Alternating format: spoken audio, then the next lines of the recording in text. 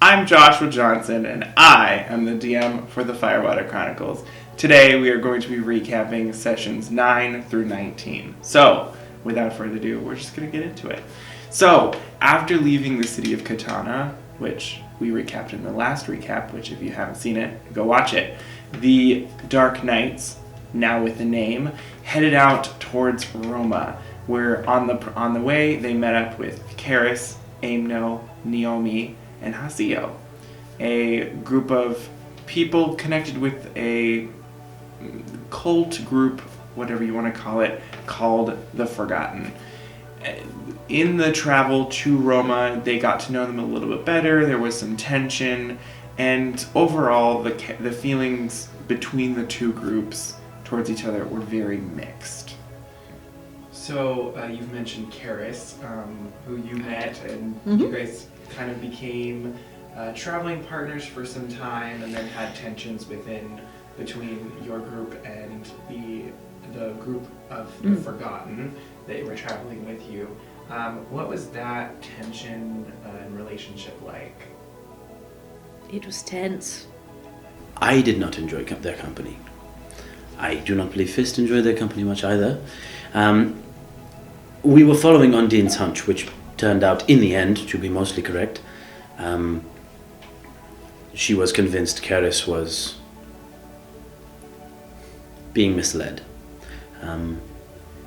We couldn't say the same for the other members, but her hunch was right about Karis. So we were mostly following her lead. Seemed like a bunch of children mad at their parents. On some regard, as far as Karis goes.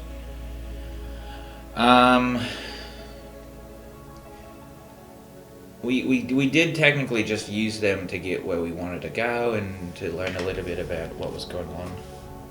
It was interesting because I think that our group easily could have become the Forgotten. Right, in a lot of ways we have similar issues, like, I don't know necessarily if we are looking to be freed from a curse, but we all kind of had our problems that we're facing, and we very easily could have gone that same route of being willing to do anything to accomplish our goals. And I think some of the tension that was there is because, right, it was that potential. There was this parallel there, and who we could be and who we are, and vice versa.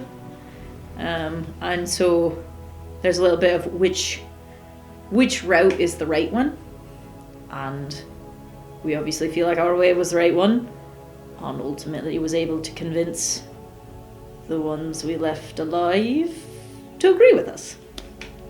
Aimno, I see a lot of me in him. There was a lot of struggle that was going on there that I could relate to. Which is why I was really trying not to hurt him.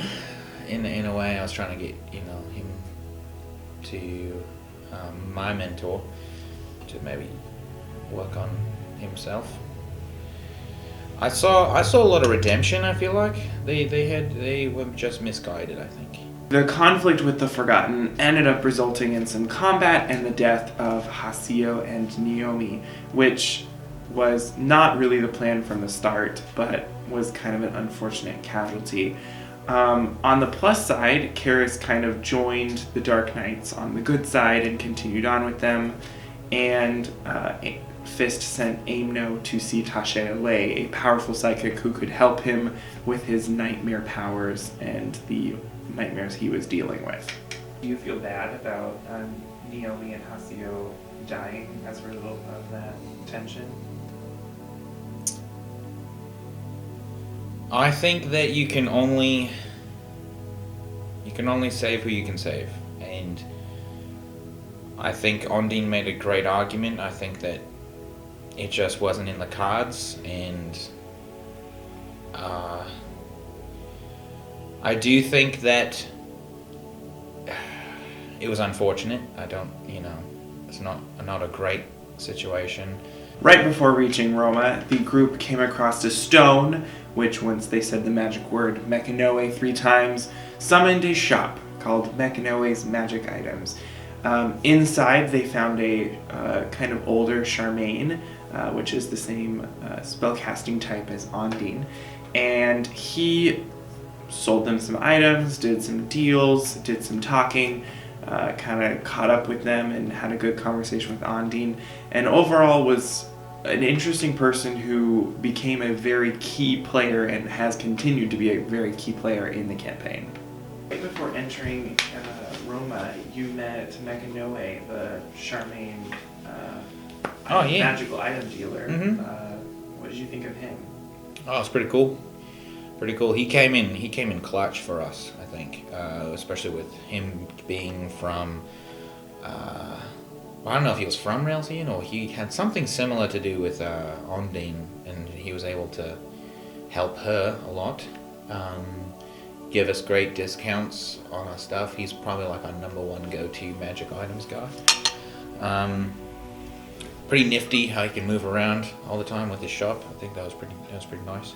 Imagine going like as far as you possibly could from your home, and you don't anticipate to meet anyone like you, and then there they are. Not only are they from your home, they speak your language and they like understand how you work. Right, it's a connection that you can't really explain unless you've ever been the minority in a place. But yeah, simple things of like, oh, when I talk about this story, like, you understand it. Or if I talk about this place, you're like, oh, I've seen that. Or I grew up, eating that food. There's just a bond in culture. And so meeting someone so far unexpectedly from home was kind of cool. And, unexpected, which also makes it kind of fun. We borrowed him to help us with with the retrieval of a very powerful item. We had a little bit of a previous relationship before that, and he was trusting us. And, well, that went interestingly. By and large, I would say it is good. He has been a very good companion. So, upon reaching the city of Roma, the party kind of found it in a different condition than they expected. The entire city, everyone inside, was petrified. So they did some investigating and ended up ending the petrification. And also, kind of at the same time, ended up reuniting with two of Karis's allies, Ray and Senmoro. Two people with questionable morals who immediately did not click with the group, which immediately ended up in like a combat conflict situation, and ended up with Ray and Senmoro running away and teleporting out of the reach of the Dark Knights. Roma and your arrival in Roma kind of went differently than planned. So what was your approach to that situation? Well, our approach was garbage, as you said. I guess it depends on the part of the approach you're referring to. The part where we got in a fight and people got away and we thought we were hosed. Our transportation to Demarta was like out the window. Actually, somewhere off in the forest because they got away, which I think Physt was the most mad about. But and then we got there, and then Tyren went and disappeared for a while and like did weird stuff, and I think it was just kind of a series of like not being on the same page, especially after what's her name, Ray or whatever, got away. I think we were all kind of trying to do it on our own like we used to, and it was not working. Some of us made interesting decisions there. Others made bad decisions. The three of us, the group, found If I remember correctly, it was a shard of Mordusa's soul, which, or a fragment, something, I'm still kind of fuzzy on the details, that was actually the source of the petrification. And then I think once we started working together again, things got a lot better. And then, God came down and, blessed us, so that changed everything again. Over the course of her travels with the Dark Knights, Karis bonded more with Ondine and kind of opened up about her past. As it turns out, she was created by the goddess Harai, the goddess of fertility, who had gifted her to a couple who couldn't have any kids. And so they raised her as her own and had recently passed away, at which point Harai had come back to retrieve Karis and bring her back to the consulate realm to live as a demigoddess. Karis didn't like that plan and didn't feel like that was the best course of action for her, so she ran away and joined the Forgotten. After the conflict with Rey and Senmoro, some tensions arose in the group, which resulted in Karis not feeling like she was really respected or wanted, kind of undoing some of that work that had been happening over the last week or so that they had been together. And so she went off to call upon the goddess Harai to take her home. Instead of just going home, Ondine and Tyren actually intervened and talked to the goddess and kind of negotiated a resolution to this very large conflict, and resulted in Karis having the option to one day become a goddess along with her mother and the other constellate pantheon, but being able to live as a human for now. And so she returned to the group and they continued on in their travels. So another confrontation happened in Roma, specifically when Harai, the goddess of fertility, appeared in the sky to take Karis back, and you and Ondine made some interesting choices in your interactions with her. What was going through your mind during that time? Ooh. What was going through my mind was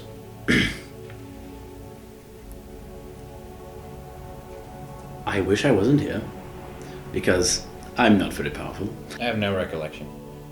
So as part of the negotiations with Harai, the Dark Knights were gifted a piece of magical chalk that could teleport them anywhere they wanted to go. So, having recently lost Rey and Senmoro and wanting to intercept Xander Pierce, they teleported to the Temple of Medusar, where they ended up teleporting directly to the ancient relic in the temple, in the lower floor, and then had to kind of figure out how to get out and what their course of action was. In the process of working their way through that temple, they acquired two new companions, allies, enemies, still unclear, Maedon and Ronan, and rescuing Leander and McClaus, two people who had gone missing from the Temple of Darka in Katana in the original raid. After which point, collecting those 4 individuals, Mechanoe used the relic to teleport them all to its origin place in Sardisia. So you guys teleported to the Temple of Medusar and ended up facing a lot of issues there. How did you guys go about that? Yeah, we, I think we started with, I think Ondine and Tyren maybe were both passed out, immediately. Well, I'm not gonna build a vacation home there. Yeah, it was terrifying. It's like the creepiest thing I've seen in a really long time, and I feel like that's saying a lot. Yeah, it takes really twisted people to come up with that kind of stuff, and build it, especially. And it really just kind of... The fact that we made it out as well as we did It's like sheer luck. I believe in the some ancient wording somewhere. There's a line that says, for every group that goes in, one person has to stay behind, or something like that. And we maneuvered it around so that we left 3 of the bad guys in the temple, and they were spat out later, dead, which was a simple solution to a big problem. What we ended up doing was, I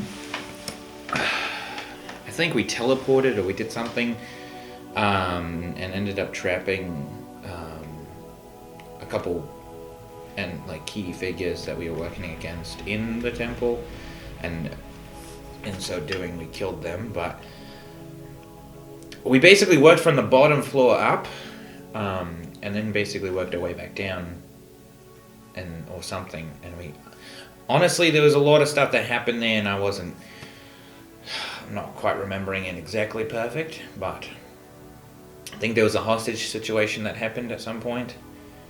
That almost went south because of those other 2 guys. Yeah, a room with hearts and walls that bleed are not on my top list of things I'd like to ever repeat. Ever. Again. It was a whole nightmare.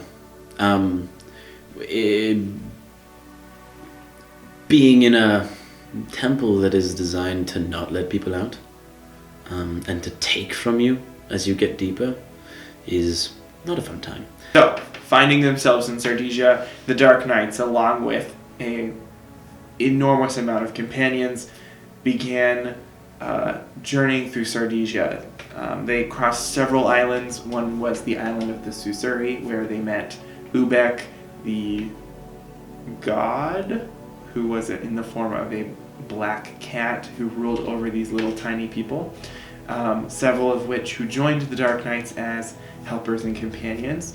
They also met Arpuda, a warrior of Amenorrea, the sand god, a bronze-colored sand dragon, and ended up meeting another person, Madame Crane, or more specifically, Belladonna Crane, a mystic type of individual who kind of has a mysterious past, and still the Dark Knights don't really fully understand what she's all about, but ended up crossing over several islands in Sardigia, ending at the Temple of Artesia, where the Relic Forge was.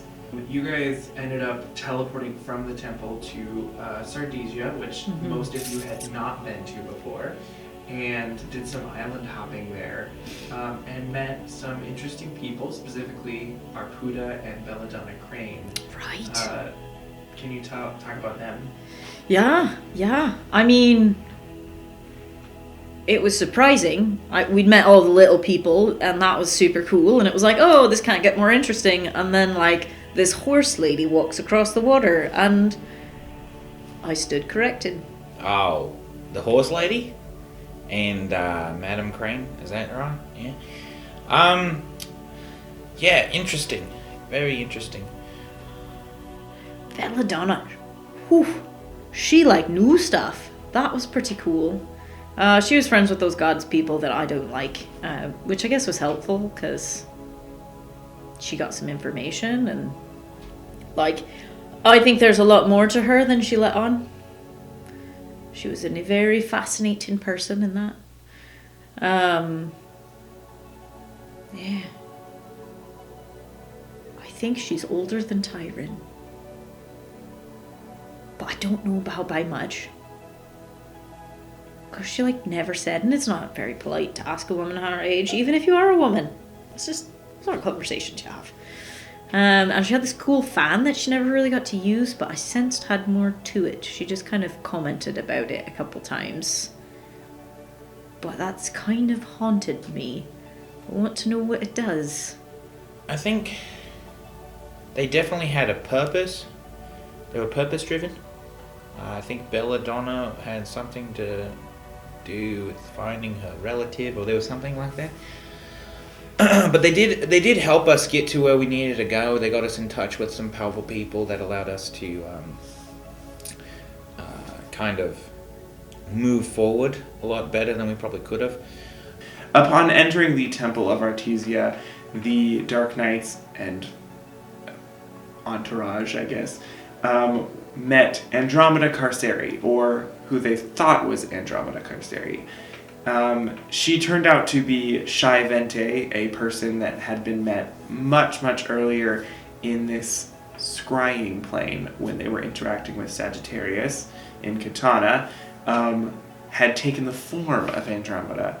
And her, along with her ally Lenin Garano, confronted the Dark Knights and ended up fighting them, which resulted in the death of Lenin and the incapacitation of Shai Vente.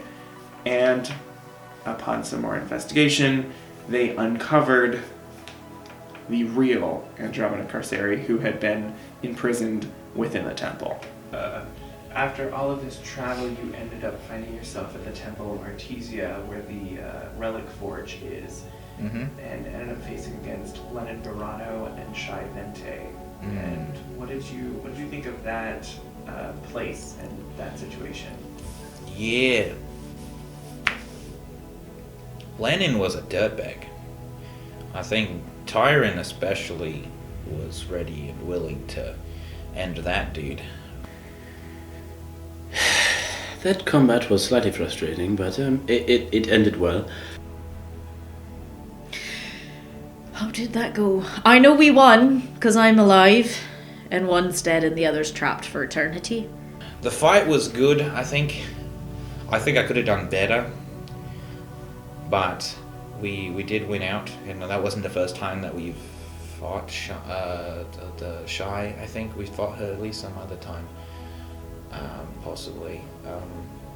And I don't think we killed her. I think we did something else with her.